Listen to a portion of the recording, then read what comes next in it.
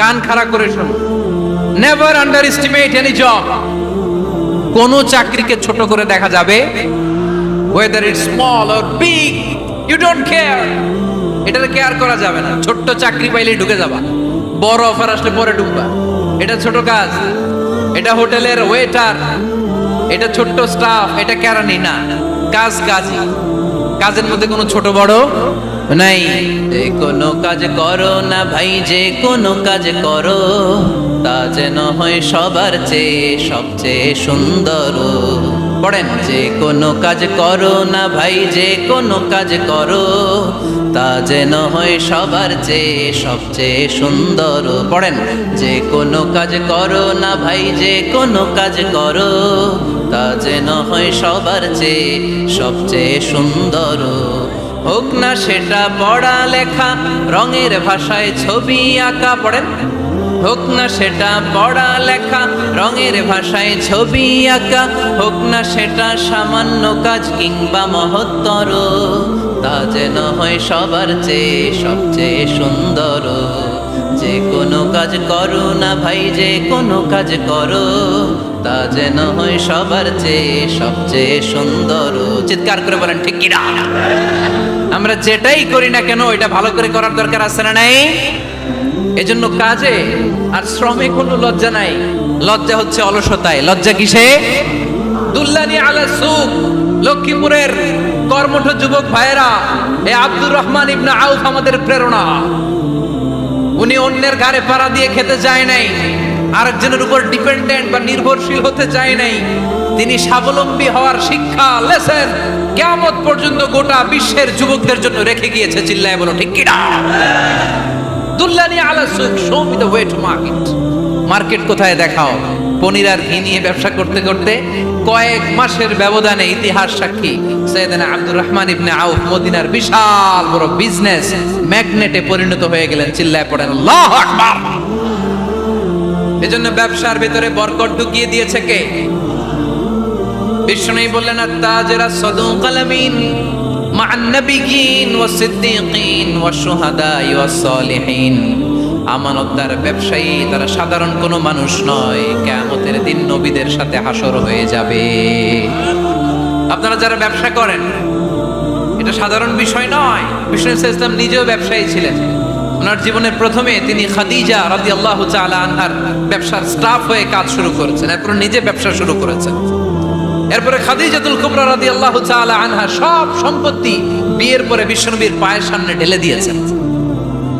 বললেন, ইয়া রাসূলুল্লাহ, এই সম্পদ আমি আপনাকে দিয়ে দিলাম, আপনি ইচ্ছামতো দিনের প্রয়োজনে খরচ করেন। সুবহানাল্লাহ পড়েন। এজন্য বিষ্ণু ইসলাম আমাদের জন্য উপমা, আব্দুর রহমান ইবনে আউফ আমাদের জন্য উপমা। যারা ব্যবসা করেন তারা বিষ্ণু ইসলামের সুন্নাহ পালন করছেন। আত-তাজির আস-সাদুক আল-আমিন। বিষ্ণুই বললেন, সত্যবাদী আমানতদার ব্যবসায়ী, যে ব্যবসা করতে যে মিথ্যা কথা বলে না। অনেক ব্যবসায়ীরা আছে পণ্য চালানোর জন্য মিথ্যা কথা বলে আর কসম কাটে, আছে না নাই? আহা, এমনটা করা যাবে? এরকম ডাকাইতে আছে না নাই? আলহামদুলিল্লাহ, লক্ষ্মীপুরে এরকম লোকজন নাই। আরে নাই, আমি কই নাই, এরা কই আছে।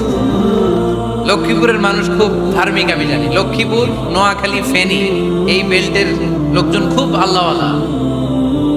এদের মধ্যে আল্লাহওয়ালার সংখ্যা বেশি, এখানে আলেম ওলামা বেশি, এখানে মসজিদ মাদ্রাসা বেশি। এই জন্য এই জেলাগুলোতে আল্লাহর রহমতও বেশি। আল্লাহ, তুমি এই জেলার ছেলেবেলাদেরকে, এই জেলার লোকদেরকে তুমি কবুল করো, মা বোনদেরকে তুমি কবুল করো।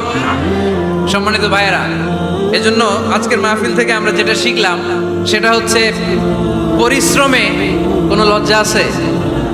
আমরা কাজ করে খাবো, ঠিক কিনা? Never under estimate any job. যুবক ভাইয়েরা, লক্ষ্মীপুরের যুবক ছেলেরা, শুনতেছ? এরকম আওয়াজ করতে হবে, কান খাড়া করে শোনো। Never under estimate any job. কোন চাকরিকে ছোট করে দেখা যাবে, whether it's small or big, you don't care, এটার কেয়ার করা যাবে না। ছোট্ট চাকরি পাইলেই ঢুকে যাবা, বড় অফার আসলে পরে ঢুকবা। এটা ছোট কাজ, এটা হোটেলের ওয়েটার, এটা ছোট্ট স্টাফ, এটা কেরানি না, কাজ কাজই, কাজের মধ্যে কোনো ছোট বড় নাই। খেটে খাওয়া মানুষকে বিশ্বনবী অনেক সম্মান করতেন। বিষ্ণু ঈসা ইসলাম খেটে খাওয়া মানুষদেরকে এত ভালোবাসতেন, বিদায় হজের মতো এত গুরুত্বপূর্ণ ভাষণও এই মেহনতি মানুষদের কথা বাদ যায় না। সুবহানাল্লাহ পড়বেন না? দিনটা ছিল জুমাবার। বিষ্ণু ঈসা ইসলাম আরাফাতের ময়দানে দাঁড়িয়ে ঐতিহাসিক একটা ভাষণ দিলেন। এই ভাষণের নাম হলো বিদায় হজের ভাষণ। এই বিদায় হজের ভাষণেও খেটে খাওয়া মানুষের কথা বিশ্বনবী বাদ দেয় নাই। বিশ্বনবী বলেছেন, আরিক্কাকুম, খবরদার অধীনস্থ কর্মচারীদের সাথে খারাপ আচরণ করো না। আতঈমুহুম মিম্মা তাকুলুন ওয়াকসুহুম মিম্মা তালবিসুন, খবরদার মনে রেখো তোমরা যা খাবে তোমাদের অধীনস্থ কর্মচারীদেরও তা খাওয়াবে, তোমরা যা পড়বে তাদেরও তা পড়াবে। বিশ্বনবী শেষ নিঃশ্বাস ত্যাগ করে যাওয়ার আগে যেই কয়েকটা কথা বলেছিলেন তার মধ্যে মেহনতি মানুষদের জন্য কথা আছে রাড়াই।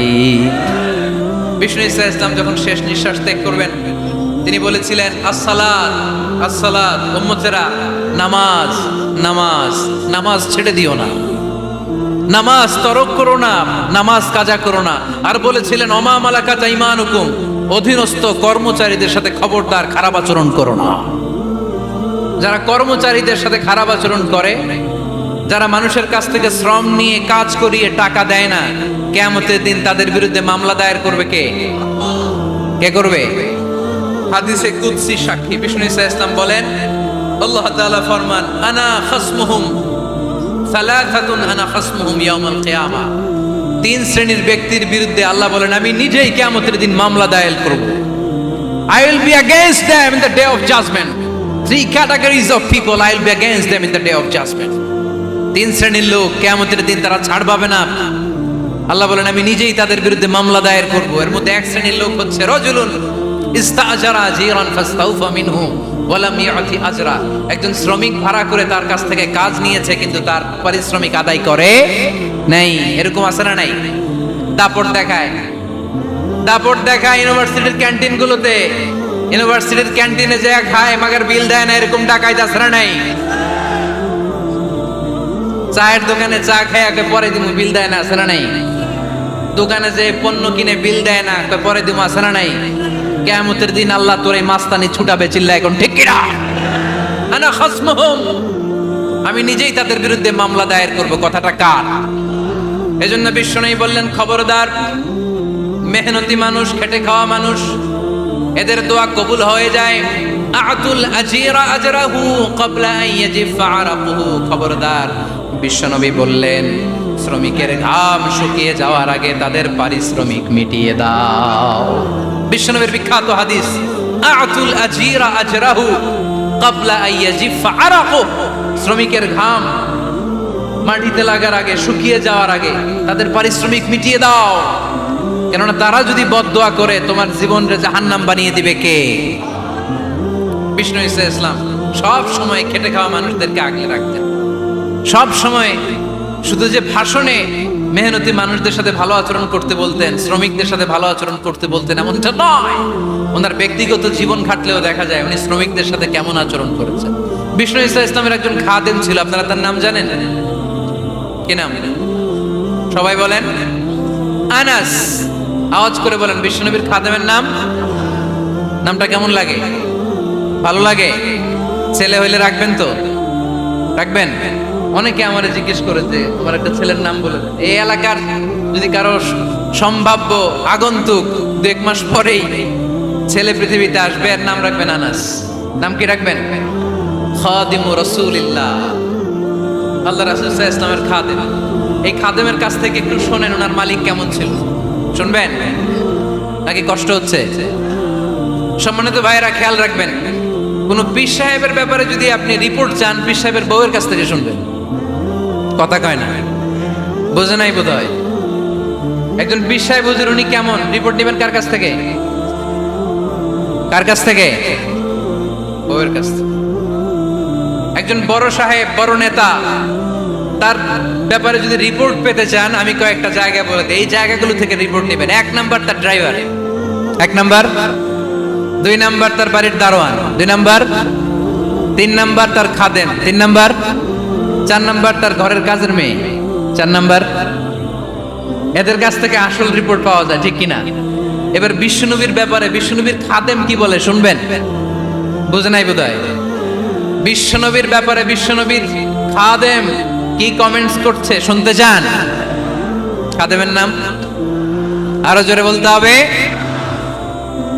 আনাস রাদিয়াল্লাহু তাআলা, আনাস রাদিয়াল্লাহু তাআলা আনহু বলেন,